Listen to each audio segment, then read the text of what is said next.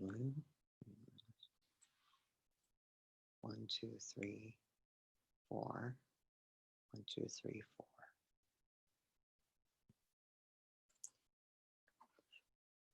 Welcome, everybody. We will go live shortly after we have all expected board members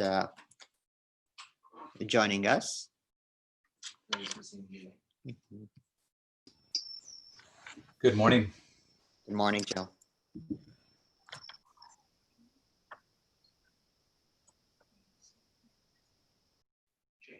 Jay.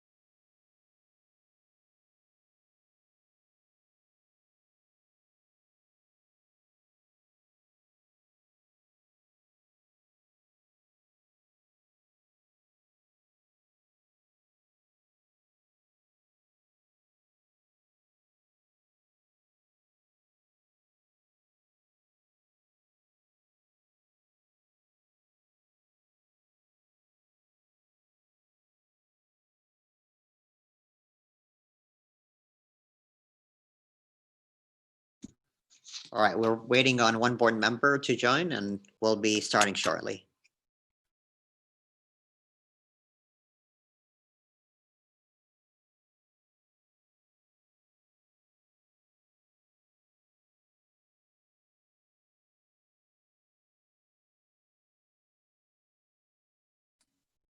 Hi, Dean.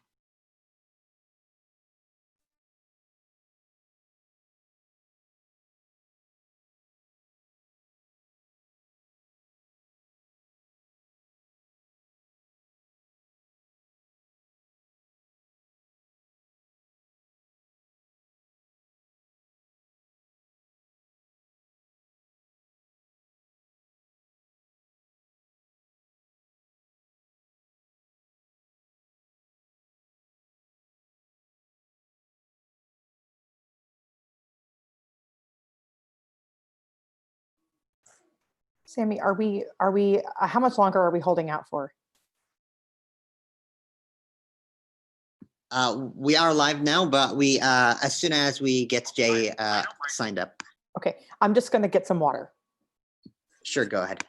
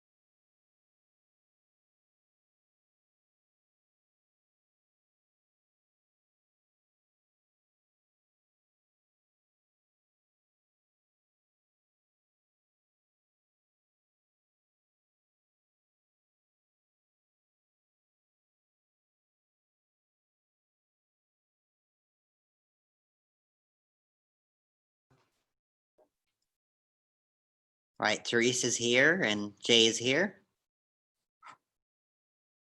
Wonderful.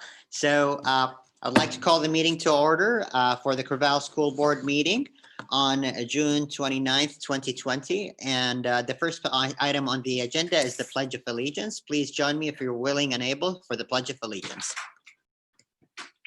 I pledge allegiance to the flag of the United States of America, and to the republic for which it stands, one nation, under God, indivisible, with liberty and justice for all.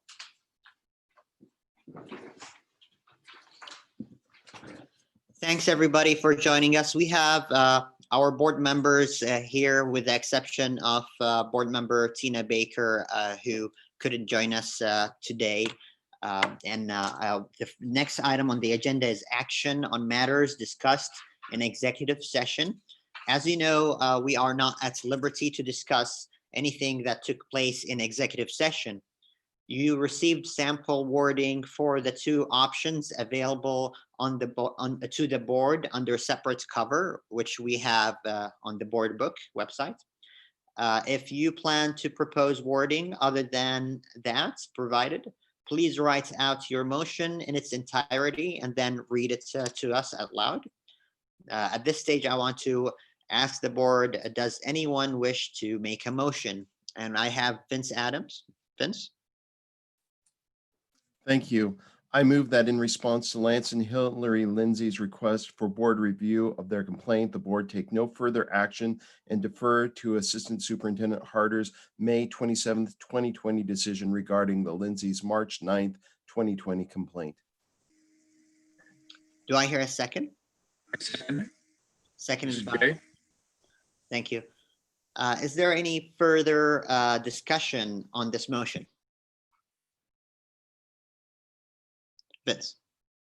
Vince and then Sarah.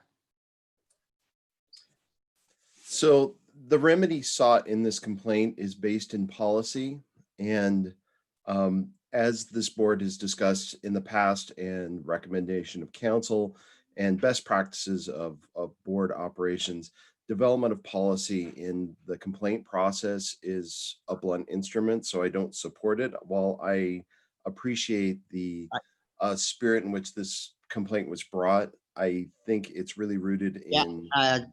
Vince, I just want to highlight, remember that we can neither discuss nor provide details of what took place in executive session. I'm sorry. Muted. I'm sorry. Well, I don't want to discuss. I'm just saying I'm going to vote in support of the motion because I would like, if a policy remedy is sought by any party in our district, then it should be done so through engagement of the board and not through the complaint process. Okay, thank you. Thank you, Vince, and I apologize. Sarah and then Therese. Yeah, I have very similar thoughts to Vince. I will vote in support of the resolution with the expectation that our letter to the complainants includes information about the proper process for requesting policy adoption or revision. Perfect, thank you. Next up is Therese and then Jay. So upon reviewing the information, I am struggling because I don't see a recourse for us to not back the decision of the superintendent. But my concern is that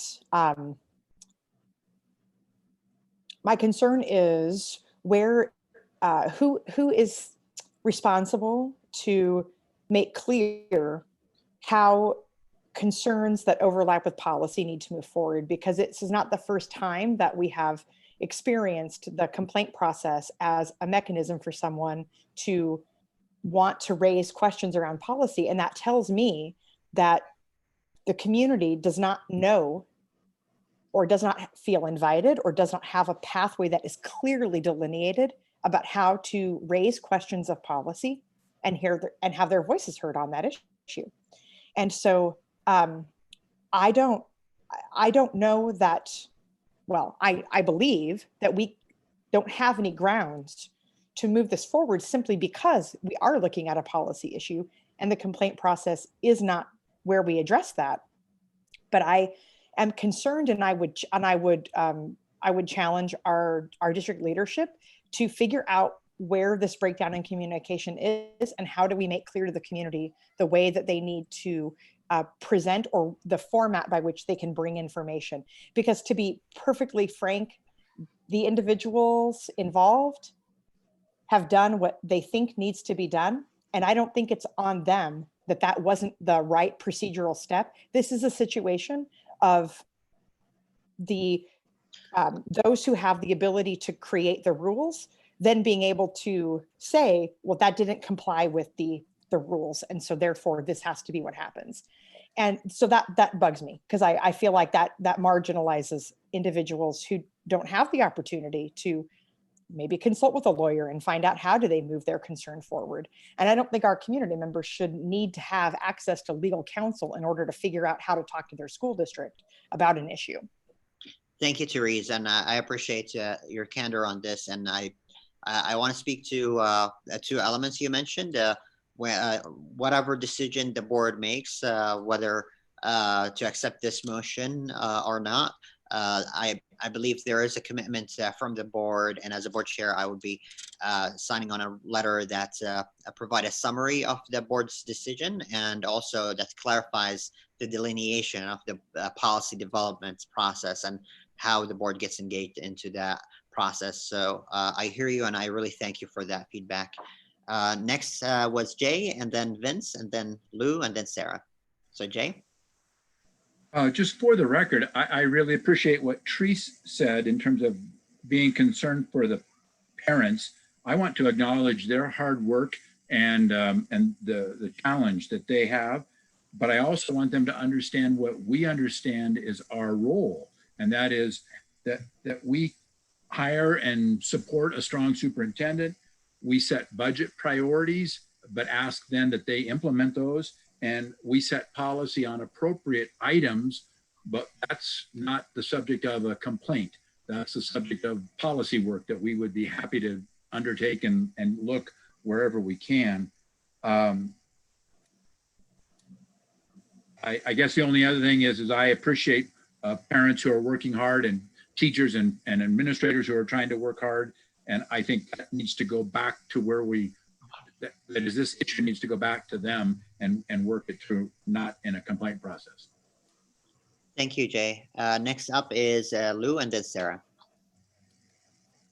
I just wanted to underscore everything that Therese said, and also and what Jay said about the hard work that was put into this entire process, and also validate any frustration with an unclear process that is felt by community members at this moment. So I just wanted to offer that and just, yeah. Thank you, Lou. I appreciate your input. Next up is, I think I'll go with Sarah first and then Vince, if that's okay. Yeah, I agree with what Therese said. I think it would not be a hard lift to make sure that when a complaint comes in, that the explanation of the process that goes back to the complaining party includes information about the difference between a complaint and a policy revision request, so that they don't go through this whole process being frustrated and then get the letter back at this point saying, oh yeah, but this is the right process. We could also, I'm not sure, I haven't looked, but I know the button for the complaint process is prominent on the school district's website. That might be an appropriate place to put information about the difference between complaints and policy. Because I think we need to make that clear at the beginning of a process rather than at the end. Thank you, Sarah. I appreciate your inputs. Vince? I also would like to express appreciation for what the words of Director Jones. And I'd like to remind the board that this is not the first time we've had this conversation.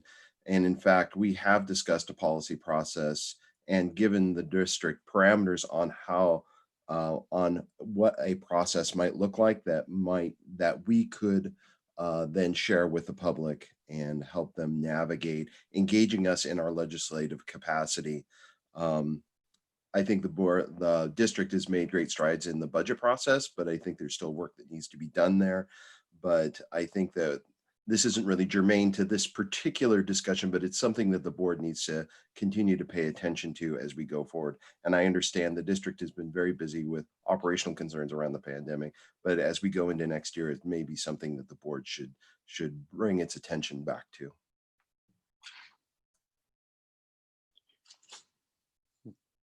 Next up is Therese. Thank you, Vince, for reminding all of us that this is something that we have seen before. And if in my comment, I made it seem as if the district staff are the ones who need to own the gap, I think that they have a part to play in that, but I think that the board should put itself on notice that this is something, making sure that this happens. This is the work of the board. We can both send a message to our one employee, the superintendent, that this is a priority for us, and weigh in on what we think is important in alignment with our strategic goals. And so I think that it's something that we need to tell the community we are going to have follow through on to ensure that there is change. And that is the work of the board. And so we can do that. Thank you, Therese. Any further discussion? Seeing none, I would like Vince, if you would restate the motion that we're voting on rather than I try to read it. I want to make sure that's it's been restated as read. Happy to do it. Thank you. I moved that in response to Lance and Hillary Lindsay's request for board review of their complaint, the board take no further action and defer to Assistant Superintendent Harder's May 27th, 2020 decision regarding the Lindsay's March 9th, 2020 complaint. On that motion, that was moved by Director Adams and seconded by Director Conroy. All those in favor or against, please vote accordingly. Director Adams? Aye. Director Conroy? Aye. Director Whitebear? Abstain. Director Jones? Aye. Director Finger McDonald? Aye. And I vote aye. 1, 2, 3, 4, 5. So the result of the vote is 5 in favor, none against, and 1 abstaining, and the motion passes.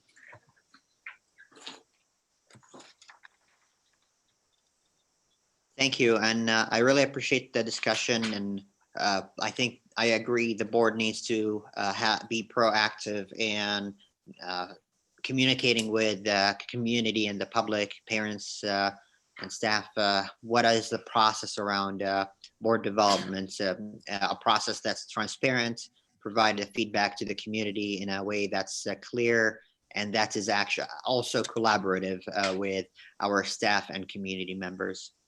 That's very important. Next item is the consolidated action, contracts relating to computer purchases. As a reminder, the items under this portion of the agenda are for action. And the contracts and the cover page relating to them is on the board book. Does anyone have a question about anything in consolidated action?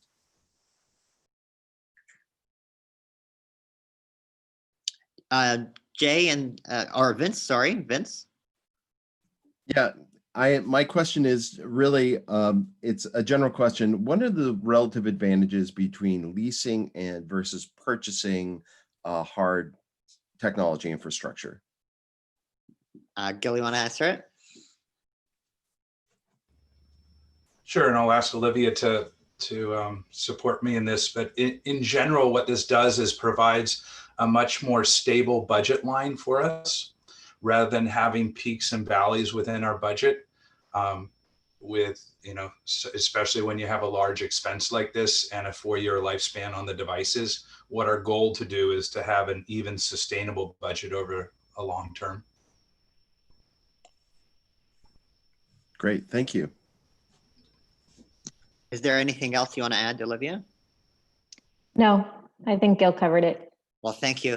And it might be a perception that I have, but one thing I know as well is that the servicing of the devices might be cost effective if you're leasing, but probably depends from one contract to the other. But that's another benefit that I usually hear of. Any other questions?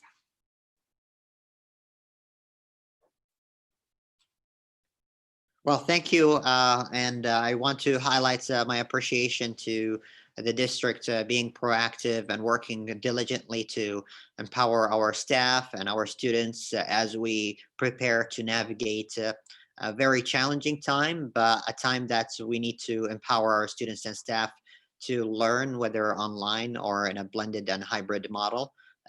Reliance on good and effective technology is important. So it's really appreciated that we're working on that and we're investing in that important infrastructure. Ryan, do you want to add something? Yeah, just that right now, the approval to continue to do new adoptions for staff devices is really important.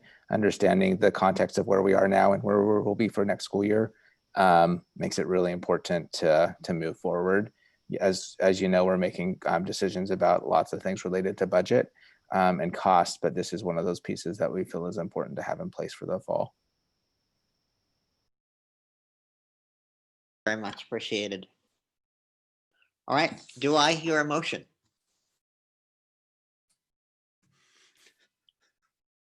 Unless move to someone else, approve- okay, Vince, I go move to Sarah, approve Sarah, go for it. consolidated action. Second.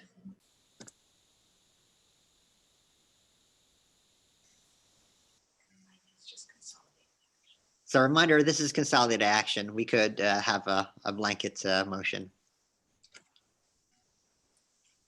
Didn't I just move to approve thought we did. consolidated action? I thought Vince just moved to approve the items in consolidated action. And I'm Sarah so sorry. I was I had my the computer muted here, so I couldn't hear you. So moved. So I can take over the meeting at any point, Sammy. all right. So who did second that? Sarah, did you second it? Okay, so it's been moved by Vince and seconded by Sarah to approve consolidated action. I really apologize. It was muted for momentarily when I was speaking. So any further discussion on the motion? See none, no, let's take a roll call vote. Director Conroy, Yay. Director Whitebear, Aye. Director Jones, Aye. Director Adams, Aye. Vice Chair Finger McDonald, Aye. and I vote aye. Passes unanimously. Congratulations and best of luck. Next thing is board member comments. Do we have any board member comments? Vince. Sorry, I'm putting my hand up. Now I'm taking my hand down. So I reached out to board members over the weekend regarding a requirement for masks. We're hearing a lot of outreach in the community. I'm having a lot of communication with parents about a requirement for having masks in schools next year. And this is a complex topic, but it's one that I feel pretty strongly about personally. In my household, we're taking the pandemic very seriously. First, my hope is that there will be an expectation that, for masks in schools as much as practicable. That mask requirements should have, appropriate exceptions, for age or medical prohibitions or mental health. But that such exceptions would not, include personal preference, that a person would not optionally be able to just say, I don't like wearing a mask, so I'm not going to wear it. There would need to be a legitimate reason. I know that there needs to be research that needs to be done by the district. So, I would urge the district to reach out to legal counsel to see if there is any legal ground for doing this. I know that the Tucson School District is moving forward with a requirement. Sammy shared that with me just a little bit ago. And then also the district might consider getting a medical opinion because there is a change in respiratory gases, oxygen intake, carbon dioxide exhalation. There is a change physiologically. So consider consulting medical support in making this decision. But speaking on behalf of the people that I've talked with and on behalf of my own household, I would really like to see a pretty stringent mask requirement in schools next year. Thanks, Vince, for sharing this, and highlights for anyone who's hearing us. There is an Oregon Department of Education guidance that outlines what school district should be doing and the decision making that's left to the school districts within the boundaries of the guidance that they created. And the boundaries of the guidance that they created has a stipulation that says students who do choose not to wear masks have the right to education. Whatever that means and what challenges that could create is a very important aspect. And I want to acknowledge what Vince mentioned, the support for this should be in our schools, but also in our community, because this is a problem that does not stay within the boundaries of a building.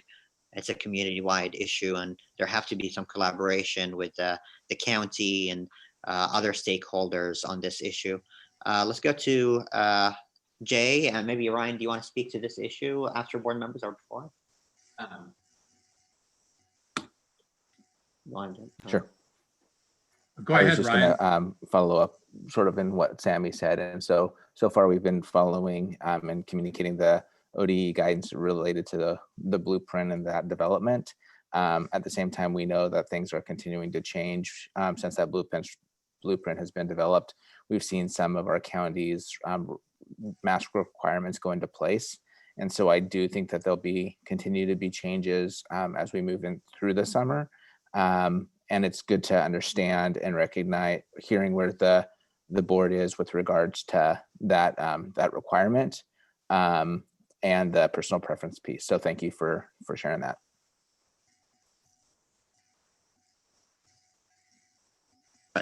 To this point, if there's any comments from board members, let's go for Jay. So 2 comments. One, I think that it's also really critical that you hear from staff about what might happen if you open the door to student options on face masks. I'm sorry, a classroom of a bunch of people deciding willy-nilly what they're going to do would be pretty wild, I think. So I would maybe urge that you get good guidance and then you let them come up with, or that we come up with a good rule. Otherwise, we're going to be marshaling rules left and right that are just too hard to follow. My other quick announcement is that, Ryan, you raised with us a concern, and you raised with your own principals that people now may be considering options for their students in 509J with respect to the fall. And I'm on vacation and I got an email that St. Mary's Catholic Church, a pretty big church, is holding a meeting tomorrow night at 6:30 to talk about, they call it a hybrid homeschooling. And I know I'm going to go to it because I'm a huge advocate for 509J, but I want to hear what exactly that looks like. And I'm just letting other people know, please don't 3 of us show up, but if others want to come and listen, it's a good concern. So. Yeah, actually, thank you, Jay, for mentioning this. And we could listen as long as we don't become speakers. Okay. All of us, all board members could be audience there as long as we're not proactively speaking there. Yeah, with understanding someone might be expecting us to speak. So giving that explanation to them will be helpful if there's more than one. Out of curiosity, Jay, is the meeting held in person? Yes, it is, and it's held at what's called the the social hall, which is the big gymnasium just north of the church, across from Chintimony Park. Thank you. All right, next up is Sarah. Oh, sorry, is it Ryan? Sorry, I keep jumping in line, but I have a follow-up to the majority of comments at this point. And that is just to share that we did send out a survey to families on Friday, as I'm sure you're all aware, based on questions you've received. For us, it's an important piece. We know that we're still working on developing a robust plan. At the same time, having an initial sense of where families continue to lean towards a distance learning approach or an online Corvallis Online or the hybrid model helps us to make decisions around staffing. And so while I know things will change throughout the summer and we'll need to go through an enrollment process, which is different from what we've done thus far, this is again, it's for us to be able to get a better sense of where families are headed, rather than that being the final criteria set at this point in the year. So have that in mind as you receive questions. Again, we just need to continue to communicate throughout the summer as our plans are further developed, as we get input from community, as we have additional information about staffing and state funding and enrollment. Those are all key factors in the plan that we're developing. Thank you, Jay. Thank you, Ryan. Sarah? Yeah, I think this question of masks has become sort of to the forefront, especially as that survey has come out and parents feel like there are a lot of details that they don't understand. I've been explaining to parents that this is just sort of a general head count. It's not a commitment. At this point, I have a lot of concerns about our staff. And if we know that, if we're hearing from the CDC that masks help prevent the spread of coronavirus, and we have staff in our schools who were required to wear masks and children who aren't required to wear masks, it's, I have a difficult time with that, how that could affect our staff. I also worry about things like liability. We already have an issue with not having liability insurance. And if the medical community is telling us that spread is prevented by wearing masks and we're not requiring that, what does that do to our liability? And a lot of these are things that probably, we need to think about them in our district specifically, but really we need to think about them as a state. But I also, I have a kid who it's taken several rounds of to find a mask that works for her, which we are very lucky in that I can buy a selection of masks and have her try them. But I know that if she were in a classroom and realized that it was optional to wear a mask, that mask would come off really fast, and sort of addresses this issue of what the expectations are for kids in classrooms. So I think there are a whole lot of issues around wearing masks. I believe that personally, that if we want to have any semblance of life in the before time, we need to be wearing masks, and we need to seriously consider what that looks like in our schools. So I think this is a conversation that we need to be looking carefully at the guidance as it comes out. We need to be looking carefully at the options that we really do have in our classrooms. We need to be working with families and with staff. Because I know there are kids who would have issues with wearing masks, but a lot of them, most of them don't. And it's about taking care of each other. And I think that's a value we should carry with us in the school district. Thanks. Thank you, Sarah. Lou, you're up next. Yeah, I just wanted to thank Vince for bringing this up. It's a really, I think, important conversation to be having in consideration in thinking about the safety of the students, the teachers and the families. And what I don't know if I've heard yet is if that would also be a requirement for parents going into the school buildings, or if we're only talking about the kids, because I think that would be something, I don't know if we can think about that as well as like, because if at that point, what's the point if we're not asking adults to also wear masks in the buildings? And I know people have a lot of strong feelings about it based on their own personal preferences in creating political divides and stuff like that. And I don't think that that's the place from which the board is coming from. It's coming from a concern of public health in the recommendations that most health officials have issued.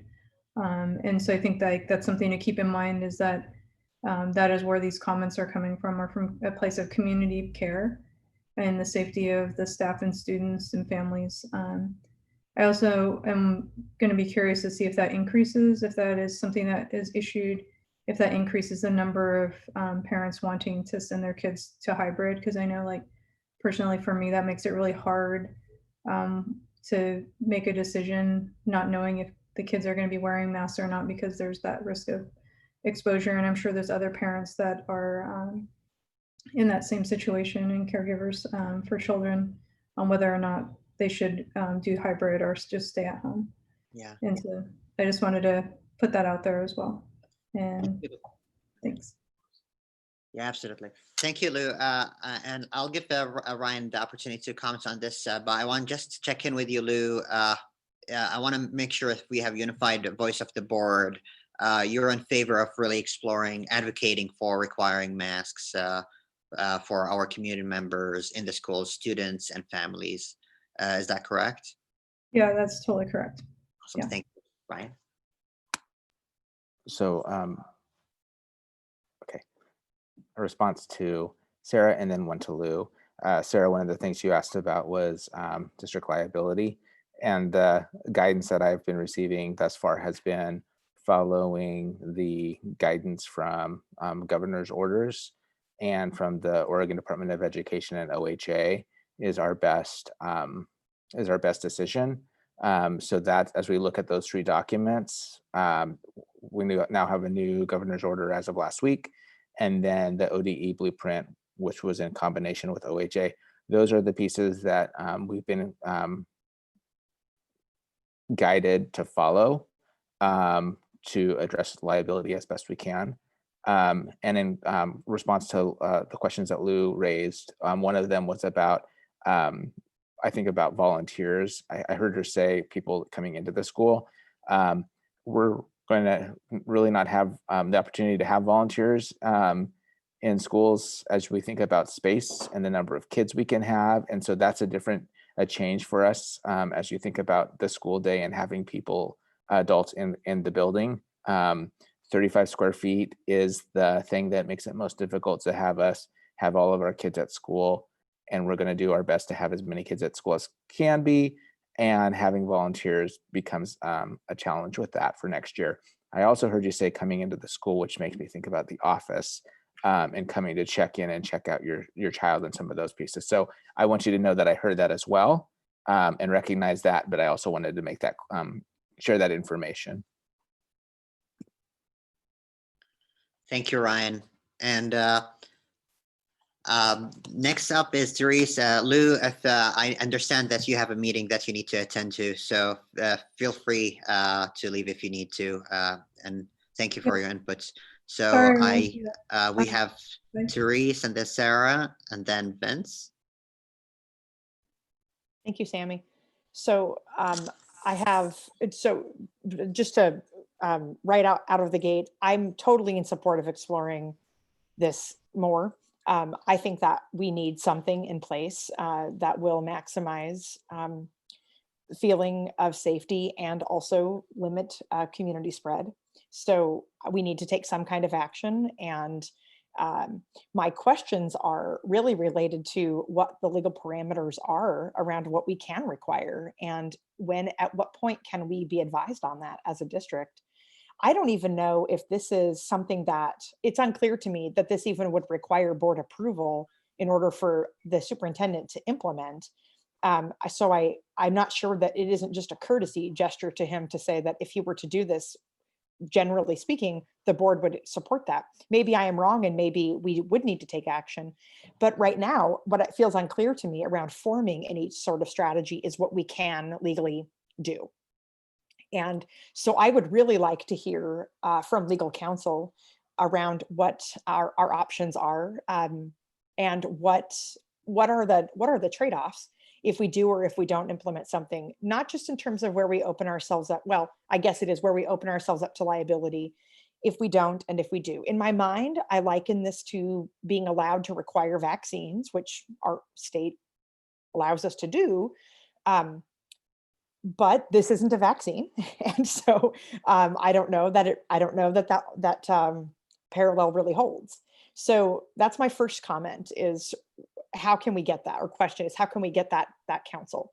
And then secondly, it's around parent and community engagement. So part of me as a parent says, I absolutely want to know what you're going to do before I make a decision about sending my kid. I feel like as a parent, I'm entitled to that information.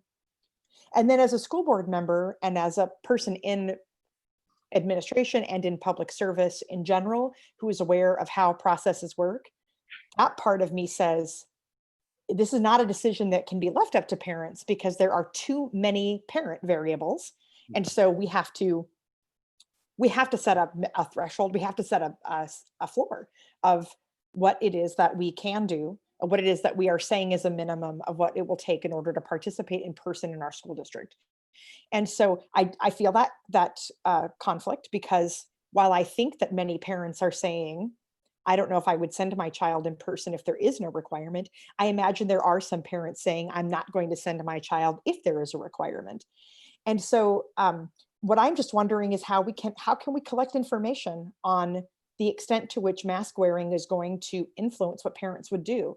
We sent out a survey, and I hope the response rate has been decent. But if a mask requirement comes or doesn't come, how many of those responses would change? Because in terms of planning, gosh, if enough people pull out, maybe you can take my kid 5 days a week, and that would be fantastic. And maybe if a mask requirement comes in, you not only can't take my kid 5 days a week, maybe 2 days a week becomes not really feasible. And so as a parent, it will be very difficult to plan until I know how much face-to-face time my child can get. But if a mask policy is tied to who's going to participate in that, and I feel like we want to get that information as quickly as possible.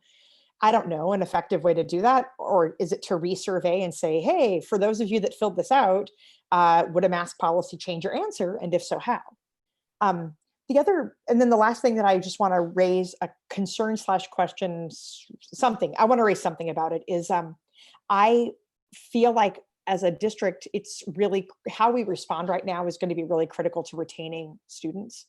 And I worry that because we just simply don't know how long this is going to persist, that if we don't have a robust plan that is clearly laid out around what people are agreeing to in participating in our district, it won't be Corvallis Online that they opt in for. It will be either a homeschooling system or an online school period, and we will lose students in our district. And this is not a good time to lose students in our district budget-wise.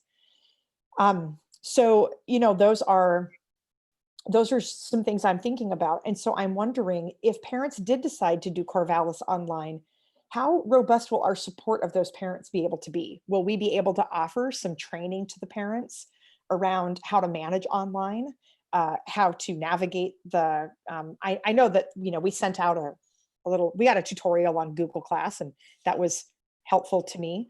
But what wasn't helpful to me, what wasn't there is how do I engage my child in like helping him understand that this schoolwork is something that does in fact need to be done. And we're not going to be able to just progress people through next year because we're starting out the year this way. And so I'm hearing from some that online would probably be okay if they felt that there was going to be some kind of crash course in how do we become teachers, because many of us are not. And so it's a thought to put out there, and I guess a question about resource allocation. How can we do that? So that's it. Those are kind of all my thoughts. And I support some action on this that leans in the direction of a requirement in general, though. Yeah, well, thank you, Teresa, and I want to give it to Ryan if he wants to comment, especially that I know Corvallis Online has been work going on, and there's lots of investments and preparation. So if you want to highlight those. So you brought up a lot of good points, Therese. I think so. I think it was last week, I read an article from the National Superintendent Association, AASA, and I think it said that 94% of superintendents did not know how the fall was going to look in their school district. So that being said, we have actually been communicating with more detail than any other district I know in the state. At the same time, I know it's never adequate because it doesn't provide all the answers that people would like to have. And that work is going to continue through July and through August. And so we're going to continue to communicate with families as these plans become more and more developed. And so I feel like that's kind of a sort of an overarching theme of the questions you had, because again, we've had, as an example, our educational delivery team has been meeting 3 times a week. And on one of those days, there's over 70 teachers in the meeting in this format, providing input and asking questions. This morning, we went to Linus Pauling with our 2 association presidents and our facilities and operations and safety teams, and did a walkthrough of the school to talk about what are some of the pinch points we need to be thinking about. What does that mean about student entering the space? How many doors do we have for entry? How do we maintain cohorts? How do we do checks for to make sure that students are not feeling ill when they get picked up on the bus? How many people does that mean for us to have on the bus to do that well? What does that look like for lunchtime on those in-school days? How many additional staff are we going to need while we're also doing budget cuts to supervise lunches if they're held in individual classrooms? What does that mean about cleaning routines? What does it mean about which restrooms that cohort of students will be using? Will we have electives? And if so, how do kids transition to those and maintaining cohorts? How do we identify the students within the cohort? Do we use the name tag or their student, like their student ID, and have a scanner on it? Those are all questions that we're working on right now. And so as you think about like the level of the implications of each one of those questions is probably threefold, or at least the 3 new questions. And so those are the things we're working through right now.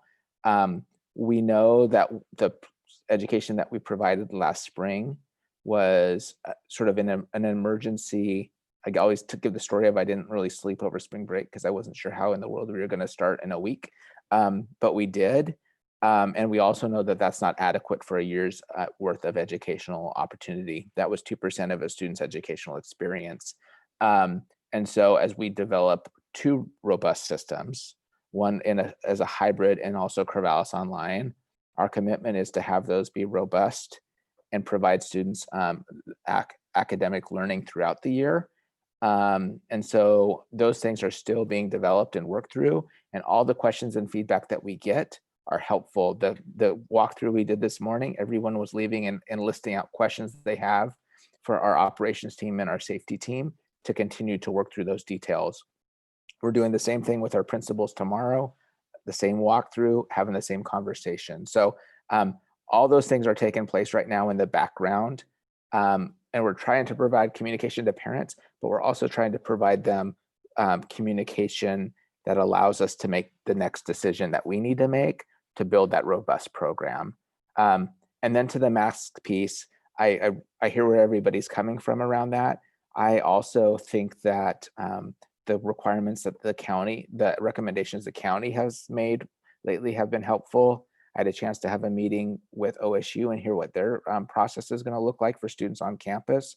I think we can, in your roles, you can advocate and continue to advocate with city and county officials that those mask requirements be continue to be tightened, because I worry about that as much as I do about the what happens in our schools day to day. However, one of the things that I think is challenging for a city is to set requirements around mask wearing, and then how do they enforce it? One of my concerns is about enforcement of that policy in schools, and what does that mean for students' access to education? That's a high stakes question, And I think we have to be thoughtful about how we go about it. So I think everybody who can safely wear a mask should wear a mask in school. At the same time, I want to make sure that as we do that, we are not excluding students unintentionally. The thing that the point about vaccines that came up, there are students that don't have vaccinations, right? And that's something that you don't know as you walk past them in a hallway.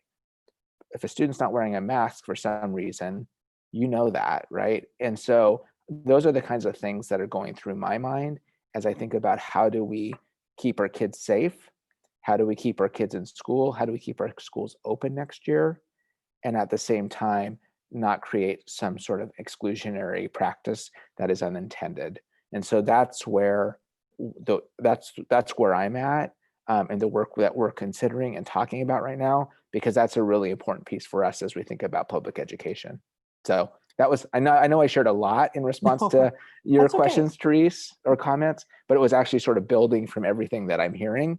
Yeah, And well- at the same time, I want to be able to communicate what the kinds of conversations we're having right now in preparation for the fall, because it's a huge lift, and we're really working hard to pull it off. So I appreciate you taking the time, and yet the thoroughness is much appreciated. I want to say that one of the things I appreciate as a board member in communicating with you is that in this setting, I always feel very able to understand where you're coming from, the things that you're trying to evaluate or consider, what the way in which you are weighing on these. When you say I didn't sleep, I think that's consistent with who I experience you as in these meetings as a superintendent. So I would just encourage us to try to find a way as a district to make sure that the community can have the same experience of you as we get to have, because we're privileged to see the uncertainty on your face, to see the angst of how are we going to balance all of these things. But then we tend, as most institutions do, to default to a level of communication that might not really get out to the public, that we're a little bit worried. Actually, we're terrified. Actually, we don't even know how we're going to do this. And yet we're showing up every day to figure out how to do it.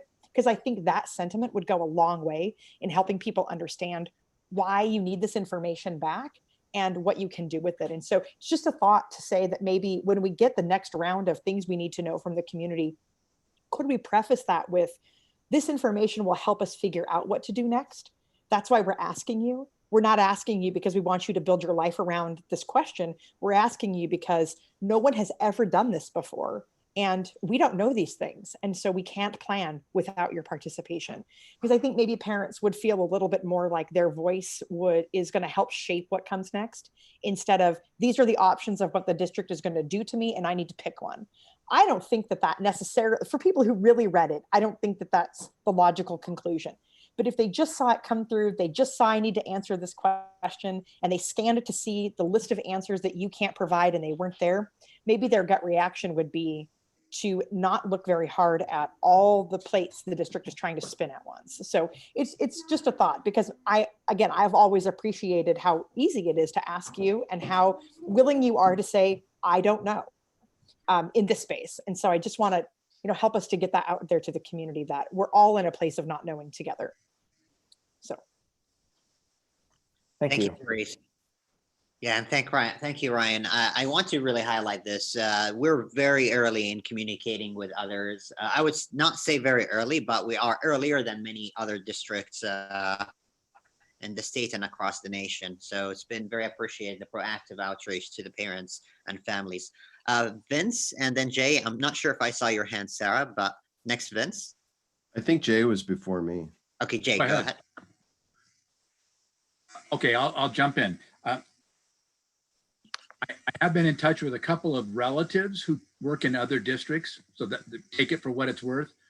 But as a board member, I would, and as a parent of children of different, what would I say, engagement styles, I know in the hybrid system that I heard recently, there was the ability to, let's say a child is going every other day or every other week, that students who are not succeeding as well as we hope, or have special need expressed from parents that they would be given an opportunity to participate every day. And I know that sounds like, well, wait a minute, my child's special too, and he needs the everyday treatment. But I thought it was a good capture of at least one of my children who would be very happy to take vacations every other day from school and not do very well. And the other might be very achiever, but I'm sorry that I'm probably outside of the board role, but I think it's those kind of pieces of information that as you structure your hybrid,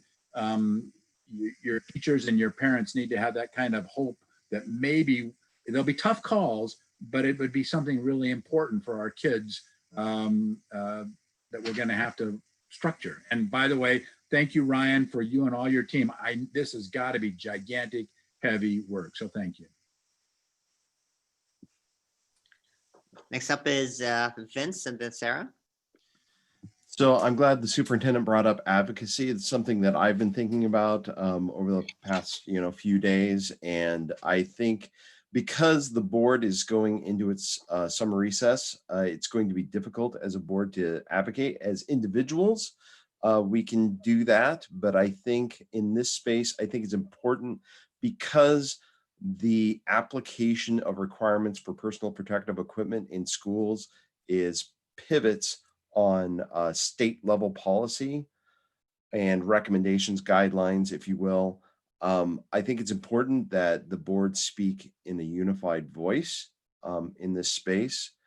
So I'm interested in giving the chair the ability to speak on behalf of the board. One of the reasons why I brought this up today is because I wanted to see how unified the board is on this particular topic. I'm sorry that we don't have Tina Baker with us today, but I think Lou spoke fairly strongly in support, and I would feel comfortable positing a motion to give that authorization, giving that authority to Sammy so that he can be an advocate and we as a board speak with one voice, interacting with our local agencies, but more importantly with state agencies as well. So, and then I'll hold that, and if we feel like we want to take up that motion, I'm happy to offer that at any time. Thank you, Vince. And I'm okay with either a motion or even a statement that we can have a straw poll thumbs up on. Either way, I want to preface I've tried to be neutral about the discussion just to make sure everyone is talking about where they feel, but I strongly feel with what everything has been said so far. There is a commitment that we have to every child to be safe, have access to education, not only in September, but also throughout the year. So we want to make sure the solutions we're offering are equitable, are mindful of the intricacies that Ryan mentioned, but also make the community at large and our schools safe for the full year and beyond. Because I hate it to close in January or December or March or whatever, when we get a second wave and we think ourselves, why didn't we require personal protective equipment, whether it is shields or masks or whatever is appropriate to make sure that we reduce the exposure. So I am in favor of that, and I'm willing to really take the lead on that if there's an interest from the full board, or at least whoever is here, and I'll have the conversation with Tina as well. Sarah? Yeah, I moved to avoid children, and I didn't bring my cheat pad to write down the points I wanted to make, so I'm going to try to remember all of them. One is that I think part of the reason I'm getting a lot of anxious questions from parents, and my response has been, you're not being asked to commit to something right now.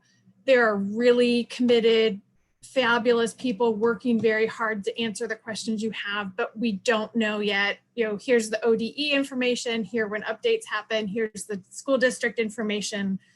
But we're in a world where we know our children's education, at least for the near future is going to look very different from the education that we experienced. And that makes it very hard as parents to imagine how we're going to be parenting those children and supporting those children. And so I want to acknowledge the anxiety that both parents and teachers are having, because this world we're entering into is not one that we feel very prepared for. And throw on top of that our jobs are not prepared for either. So we're juggling all these crazy demands on our lives. So it's, I think being willing to say we don't know yet is important, but I also think being able to give the information we do have is really important.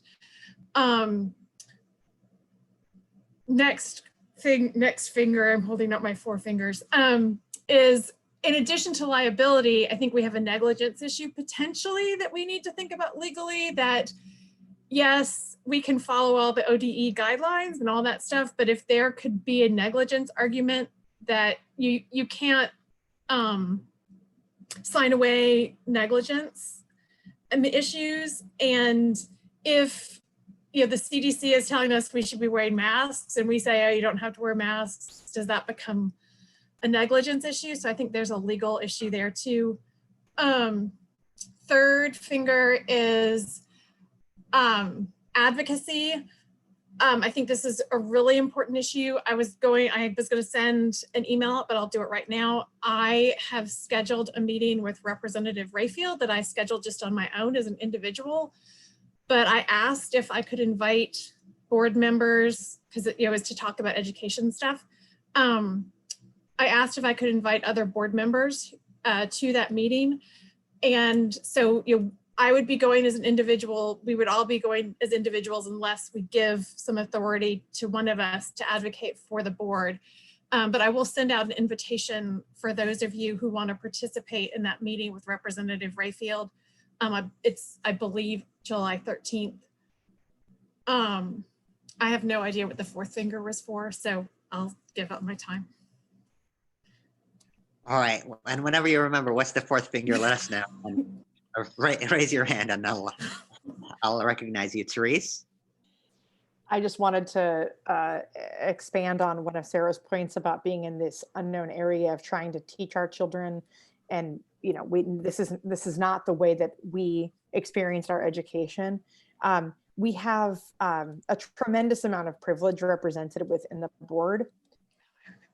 And that is just not the reality of many families in our community. And so I want to recognize and I want to ask, what kinds of questions do we need to be bringing to our community to best support those families who cannot just rearrange their work schedule and to do email at midnight because they need to be monitoring their child in the morning.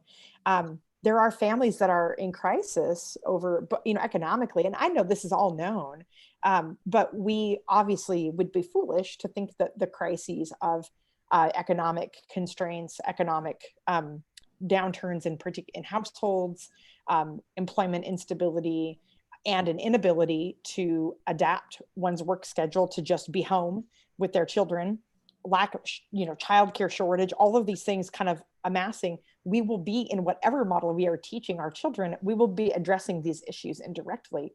I am thankful that we have mental health services in our district. I wonder if they're prepared for what may happen as they deal with children who have been in quarantine and potentially having any number of exponentially more difficult circumstances than maybe any of us on the board have had to watch our children navigate. So it's just something that we, I know that as a district, we always try to be mindful of it. I have great concern that that we have children whose educational decisions are in the fall are going to be driven by something other than a mask policy.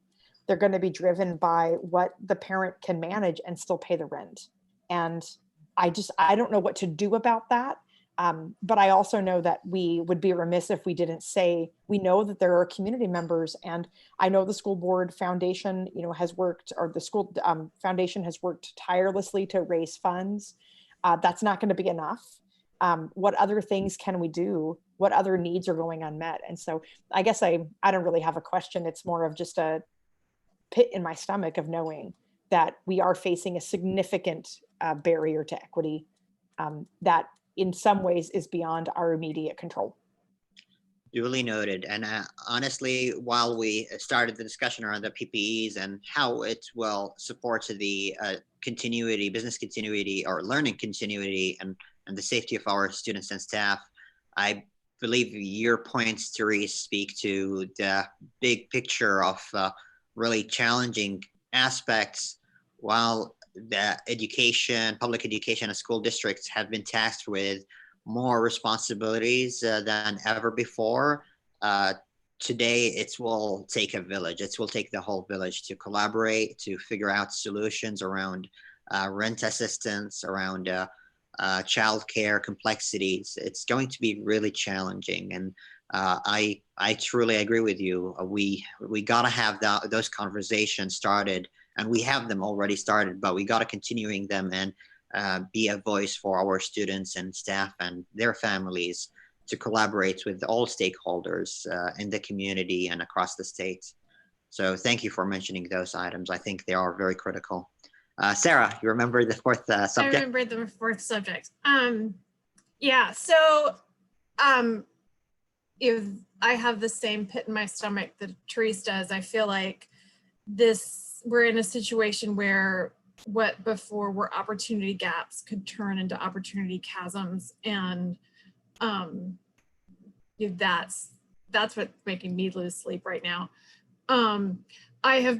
The other thing I was going to do was compliment some members of our community who've reached out to me and have acknowledged that we are right now in a situation where we could see white flight, or where, wouldn't necessarily be exclusively white flight, but the effect would be the same, where we have people of privilege able to take their children out of the public school and homeschool them, or sign up with a private school, or do homeschooling.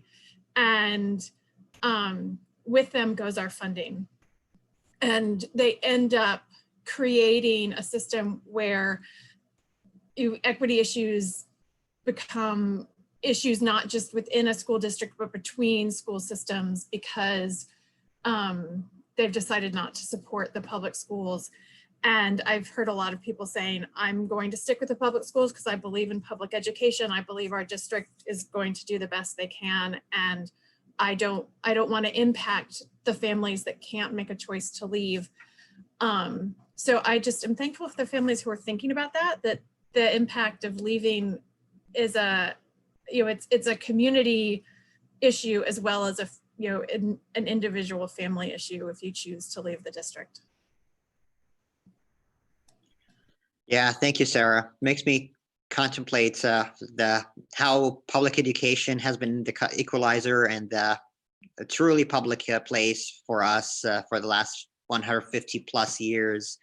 Can we maintain it as such for the next couple of years and 150 years from now? And probably the decisions we're making today and these days are going to define that. It's a huge responsibility. Vince, you had your hands up. I can't hear you. First, I'd like to say I really appreciate this last strand of conversation, and the spirit in which I brought this was really the safer we can make our schools under the current circumstances creates the greater access to opportunity. And I think that that's a key thread that we need to hold on to. Sammy, I'd love to offer a motion if you would like. Absolutely. It's I would recognize the impact of this situation where it is extraordinary. It hasn't been our practice to have motions, but I understand the severity of it. So if you would like to go for it. I think this is a situation where it's important enough that I feel pretty strongly that we should be formal about this and give you formal authority to speak on our behalf. So if it'll please the chair, I move to authorize the chair of the Corvallis School Board to advocate on behalf of the board with state and local entities in support of the district having adequate personal protective equipment implementation to protect the health and safety of staff and students. And Lindsay, I'll send you that text. So you don't have to capture it. Thank you. She said thank you with a thumbs up, 2 thumbs ups. So thank you very much. Do I hear a second? I'm happy to repeat the motion. I second. Thank you. I'll ask you to repeat the motion one more time when we vote, unless there's any clarification on the motion. Vince, would you like to speak to the motion or? You're good? Any further discussion? Oh, go ahead. No, I'm good. Okay, so I will say, thank you, Vince, and yeah, Jay, go ahead. Jay, you're muted.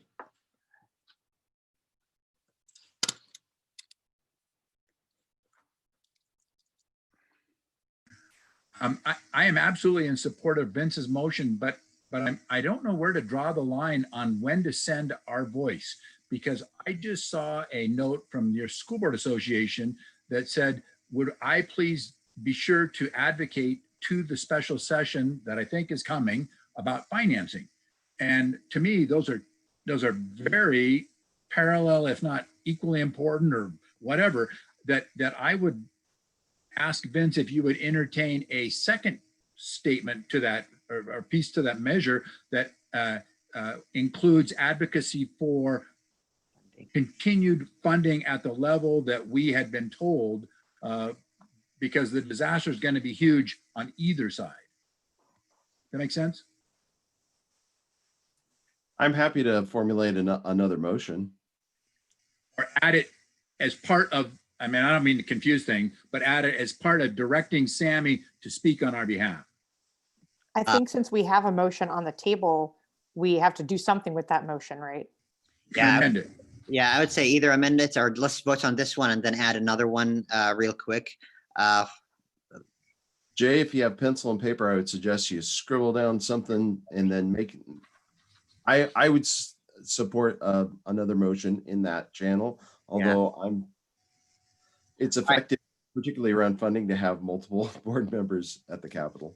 Yeah, yeah. So I would say for the finance, just to keep the motion on one subject and to streamline it, I don't want to go through the complexities of the second motions. I would say let's keep it on this one.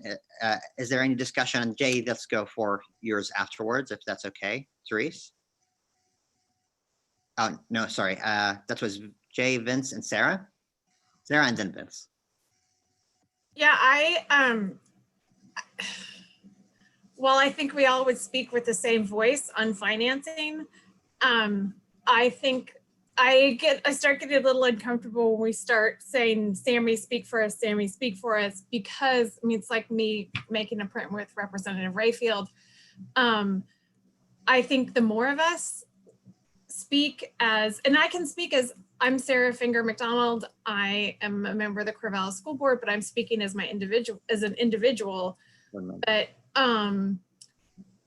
and I think we need. I don't want us to get in a position where we've said, Sammy, go speak for us, and we end up taking voices out of the conversation, because I think the more voices that are heard, the better at this point. Thank you, Sarah. Vince? So, and to follow along on Sarah's point, the fiscal issue is one that's fairly well understood in the state among school board members. And I think that we're well qualified to speak on behalf of the district as individuals. However, with this mask issue, because we don't know the legal landscape nor the medical landscape of the implementation, and there's a whole equity component to this, I think it's important that Sammy, as board chair, coordinate very closely with the superintendent in how he engages these other entities. So that's why I phrased this motion this way, so that close coordination could happen. There's another point I want to raise, and it's a thought that's been rolling around in my head. For the past, ever since March, we have been in a very operational situation, and it has not been a time for school boards. It's been a time for school district, for superintendents and school districts. And I just want, we've applauded the work of the superintendent and staff And I certainly echo that and have deep appreciation for that work. That said, I know that school board members all over the state really want to do something. We want to support our districts. And I know that we all want to support our district and our superintendent. And this is a place where I think we really can make a difference and put our shoulder to this millstone and help the superintendent have some weight when he needs to speak out and get the things that he needs for our kids and our staff. Thank you. Ryan, do you want to comment? I just had gone back to look at the board, the working agreements, and I don't, because I was just trying to rectify where these motions were kind of falling in that. And the area in the working agreement that I saw was that the chair is the spokesperson for the board. And so there is that already somewhat established, just as a point of, as a reminder. So I think that with regards to many of these pieces, that was already established. So I'm just thinking if you're as you make a motion, just to keep that in mind. Yeah, and I will interpret. Thank you, Ryan. And I will interpret that. Sorry. I will interpret that as in line with Jay's sentiment, advocating for more funding. I'll continue to speak on behalf of the board. I remember the discussion on being racial justice centered and being anti-racist. We had a discussion on it, and when I report to the community, I would say we did not make immediate decisions, but the board was in consensus on the topic, and this is the summary of the discussion. So whenever I see a consensus of the discussion, I will always report it as the spokesperson. And I believe the funding will be one of those that are very clear. So maybe to the sentiment of Vince, it was very specific to the personal protective action equipment. But absolutely, I really want to thank Ryan to remind us that if there is any consensus on any topic, I'll continue to advocate for those as well, even absent a formal motion. All right, with that, any Therese, and then Jay, is your hand still up? I have a okay. question. Okay, let's go for Therese and then Jay.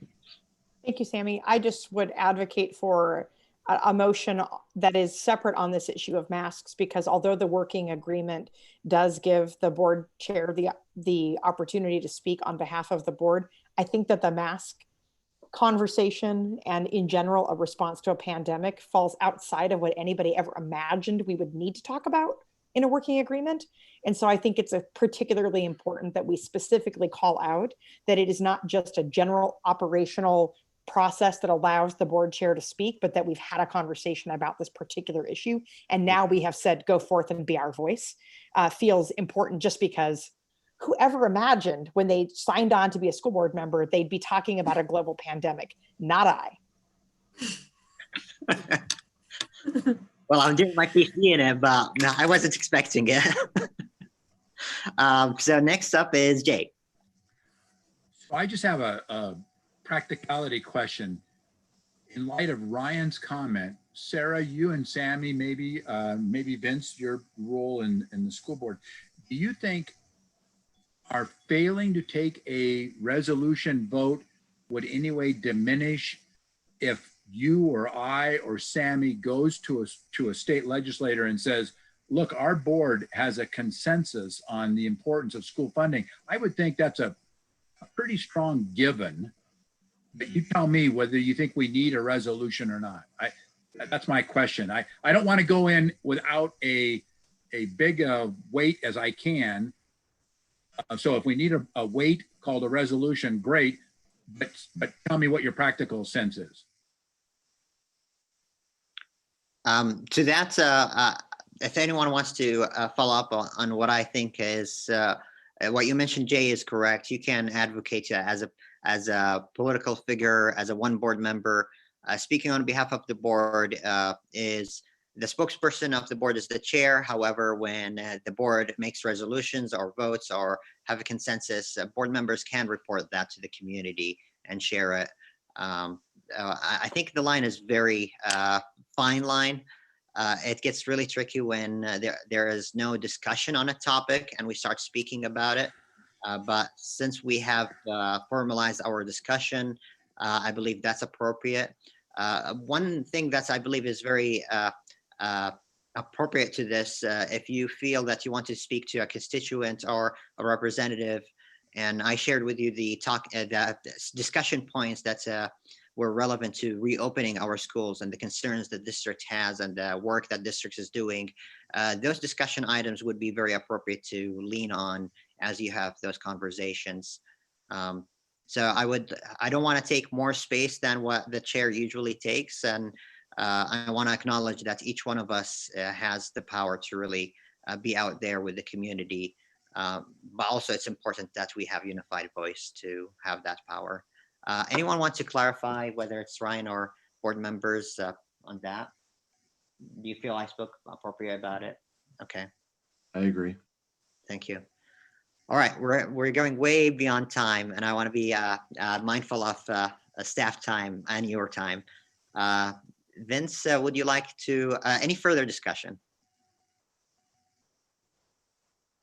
All right, who did second your voice, your motion, Vince? Therese. So could you state the motion? It's been moved by Vince too. I'm not listening.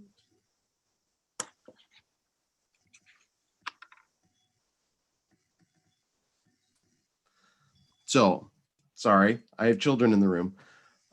I move to authorize the chair of the Corvallis School Board to advocate on behalf of the board with state and local entities in support of the district having adequate personal protective equipment implementation to protect the health and safety of staff and students. Could you repeat that one more time? I move to authorize the chair of the Corvallis School Board to advocate on behalf of the board with state and local entities in support of the district having adequate personal protective equipment implementation to protect the health and safety of staff and students. And it's been seconded by Therese. I want to give opportunity for Ryan if there's any further comments. Okay. And I want, all right, let's take a vote. Vince, Aye. Sarah, Aye. Jay, Aye. and Therese, Aye. and I vote aye, passes. I want to really highlight that I'll be working, thank you very much, Vince, and everyone who commented. I want to highlight that I'll be working closely with Ryan, and there are some considerations, including getting legal counsel on the boundaries of the decision making that the board or the district can make, and making sure that the decisions we make are equitable. And from my side, to really voice the board's voice on this issue. It is out of care and out of deep concern for our students and staff that we want to serve them as long as possible, as safe as possible. I would love to make sure that every single student, no single one of them gets infected or harmed. And I know it's a very challenging thing to do in a pandemic, but if we do everything we can do in our capacity, including the protective, personal protective equipment, I think that's the diligence I believe we should be aware of. And I want to share my gratitude to Sarah, highlighting that's important aspect. The diligence is doing everything we can do within our power to protect our students and give them equitable access to education. All right, on that, any further discussion or comments? Are you opening it to general board member comments? Correct. I do have one. I just am aware that at our last meeting, we opened a conversation about the school resource officer. And I'm wondering how we go forward in that conversation. We are about to go into, a session, a break. And so I'm just unclear what steps we ought to take to ensure that we have that conversation, and the districts around the country, many districts around the country. Okay, one second. Okay, sorry, my son. Kids are in the room everywhere, right? that districts around the country have begun to take action on this issue. And so it does feel time sensitive that we at least make a plan for advancing the conversation. And so I would be interested to see both in terms of board protocols and in terms of the district's planning and their thinking, how we move this conversation forward. Absolutely. And I want to acknowledge Ryan has been working very, very diligently on this topic and having some conversations. Ryan, do you want to give a highlight with the understanding there are some updates that we could have afterwards in the near future, but I want to acknowledge he's been having this conversation going on.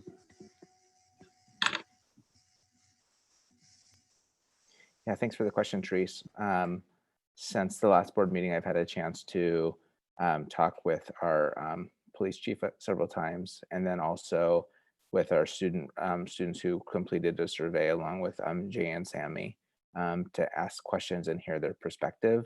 And so I'll be, my plan is to continue to work directly with, and also with staff, with our, both people on the sides of our administration team and mental health, to identify some of those key components of what that role entails, and what are the implications of those aspects of the role, and what are some changes that could be made potentially. And so I'm in the middle of those conversations right now, with the hope that we can continue to revise the scope and function of that position.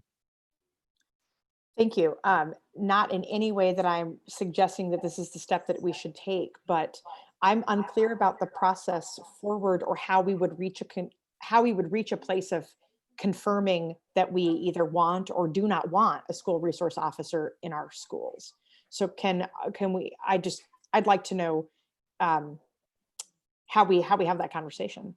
I feel like it's something that the board should have a discussion about and say we support or we don't support this process, consistent with what I'm seeing around the country as school districts are making decisions about their ongoing relationship. I don't even know if that's something that's within the purview of the board. And so should we, in the coming weeks, continue through community engagement to reach a place of saying, we're not sure that this is a relationship that should continue. I don't even know what we would do. Can someone illuminate that process? Again, emphasizing that I'm not suggesting that that's the step that we should take, but simply that I know how to leave them there. I don't know how to not leave them there if that is something that seems from the community like it would be the right next step for us. How would we do that? So currently, I guess that's really the question. Did you want to add? I'm sorry. No, I just repeated myself because I'm tired and I haven't had enough caffeine. So the district has had an MOU with the city that was signed by the previous superintendent and the chief of police and the city manager. And so to look at that document and talk about what are the roles and scope, and to develop a revised MOU is the way I was moving forward with it, because of that being the current structure. I think that some of the aspects to the role that have come up have been some of those pieces that may feel that like here's an example of one of the things that came up in the conversations I've had with people. One of the relationships that we have is that if there is a situation where there is a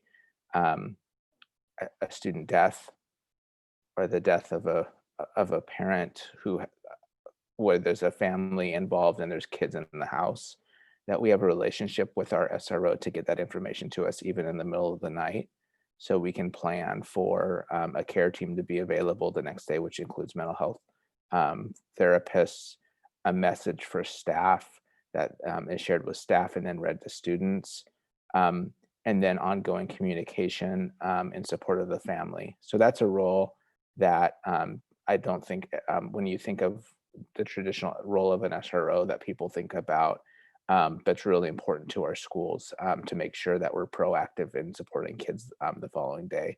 So there's those pieces that are part of this. And so that's the piece I'm going through right now, is listing out where are those pieces important for us to have in place. Another example is if there is a threat, let's say, and students are listed on it, then we have a process of a risk assessment that we do. And we include our school resource officer because they understand what steps need to be taken. They've also been involved in similar situations, more so than school faculty. And so they have some guidance for us, which is important. So those are some, again, sort of the list of things that start to come up as we talk about that role and things that are important in terms of relationship and continuity. One of the other things that comes up is that when we have officers who visit schools and they don't have the relationship with the school to understand school policies and processes, they may not be aware of where their role ends and where the school administrator's role begins. And so it's important to have continuity and understanding of that relationship. So I've also hear concerns from community members about seeing police in schools, how that feels for members of our community. And I'm taking, and I know we need to take that into account as well. So my list wasn't just to say these are the reasons why the position is important. It was to say these are unique things that the position does that aren't necessarily seen as the first role of an SRO. So that's what I'm starting to work through and generate, so I can then have a conversation and say these are essential things for us to continue, because there's nowhere else that we're able to make those things happen and support our students. So that's where I'm at right now with it. That's, again, Teresa, you're asking all the good questions that give me long answers today. But I have to make it work before we close, and it's our last meeting, right? So it's I appreciate your candor on where your process is, and I think I'm hearing that were the question to be asked to the school district, do we need an SRO? You would say yes, that's an important part of our community and our school structure. We rely on them for things that we don't have a mechanism to replace, and we need this relationship to continue. And so I guess what I will come back to, not because I think we should continue the conversation right now, but is just to say, I am not sure where that leaves us in response to those people in our immediate community and the community at large, our country, during this time of such active discussion around issues of race. I'm not sure where that leaves us if there is a feeling that we should find a different way to meet those needs. And so I'm just trying to get some clarity on do we have some guidance within our district about how that would happen and who is ultimately responsible to make the decision of if this is the best way to meet those needs. I do appreciate you detailing out, though, because honestly, I don't know really what the school resource officer does in the things that you described. You said several things that I was not aware of. And so I'm appreciative of having a much clearer picture of who that person can be to our families and to the students in our schools. So I would say that those roles are important. And I've also heard concerns about the overall role. And so there are also conversations about how do we change that? How do we consider that? What modifications need to be made? And so yes, and, right? And the and part is where we're also having conversations about, does it look differently? Does it mean that it's a liaison position that spends less time in the school under normal circumstances? Does it mean that where they park their vehicle is less obvious when they come to school because of how that makes community members feel? Does it mean that they wear a different attire? All those things are part of conversation as well. And so again, I think that there are things that we're continuing to talk about and work through, taking all those pieces into account. Does that further answer the question? And Yeah, it's okay, a little bit. I mean, I guess ultimately what I'm trying to understand is if the board said we don't want one, we want you to end this, does that carry any weight? Or is it the superintendent's decision? Whether that relationship with the Corvallis Police Department continues. I'm trying to understand because I want to be able to speak intelligently with community members who say we want or we don't want this. As a board member, I just don't even know where I fit into that. I don't know the extent to which anything that the board does has the ability to govern that outcome. And so if I, as a community member, or if I myself am feeling like as a board member, I don't want us to continue this, I don't know if that means that my role is to then try to work with you and help you as a superintendent understand why there's a better way, or if my role is to say I want to make a motion within the school board. I want to make a motion and I want us to take this action. It's unclear to me who has the ability to make that decision. And so when we talk to the community, I don't even know what to say about where that ultimate authority on the relationship with the Corvallis Police Department rests. And I feel like that's information that the community members should be clear on in terms of how they advocate either position to keep or to not keep, is just ultimately, who gets to be the decider.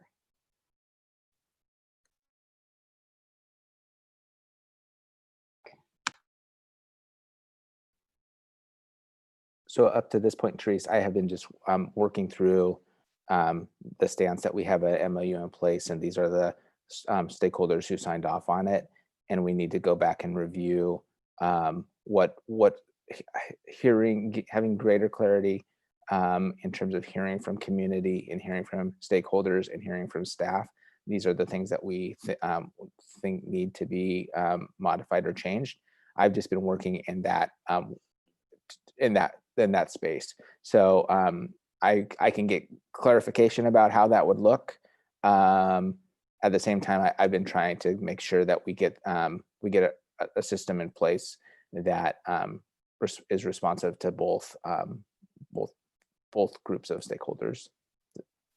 I can appreciate that. And I think coming back to that when you have the opportunity to explore that would be fine. I don't need to know concretely today as we're about to go out of session and this isn't something we're going to be taking up next week in conversation. I do think it will be important in the not too distant future that where those decisions rest ultimately, or the process by which that decision is made, is able to be transparent.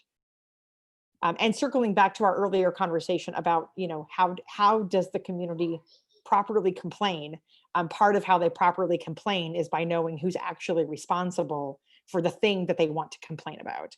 And so this seems like something where we would it would be an investment in our community relations and in the board's time and in the district staff's time, if it's clear where that process would need to be directed if someone wanted to pursue, an actionable change.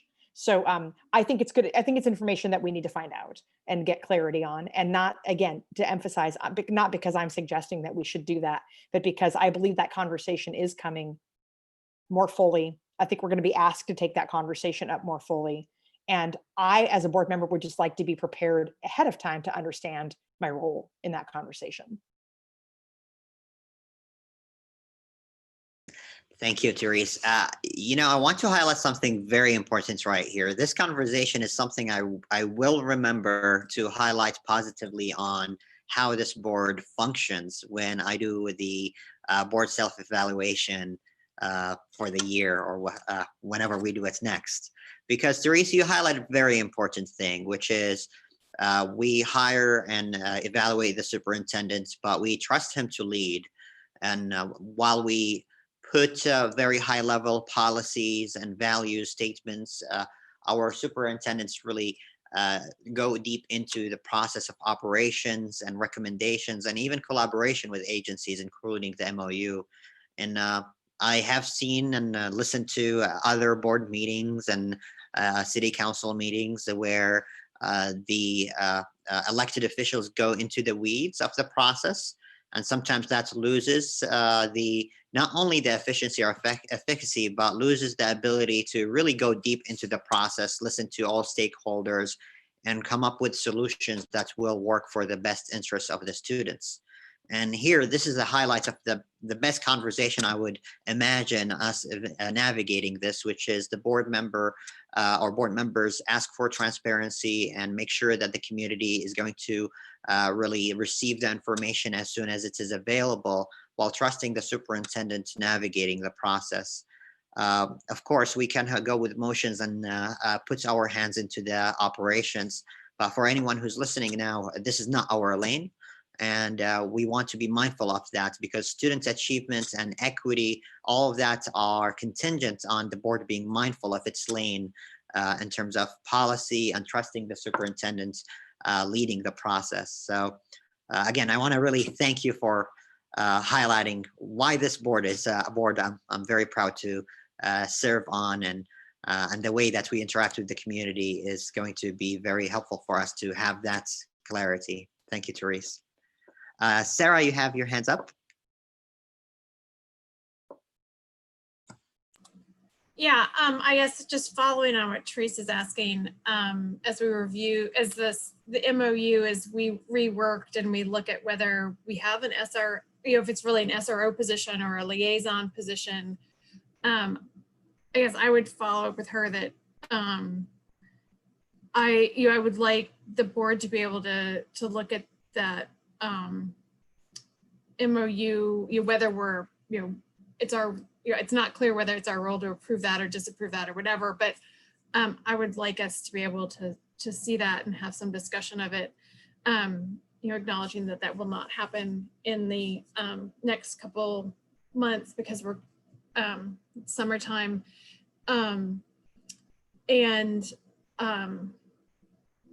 As I told Ryan at one point in a conversation with him, I feel like we're dealing with two crises right now that both deserve our full attention, and we're splitting our attention between them.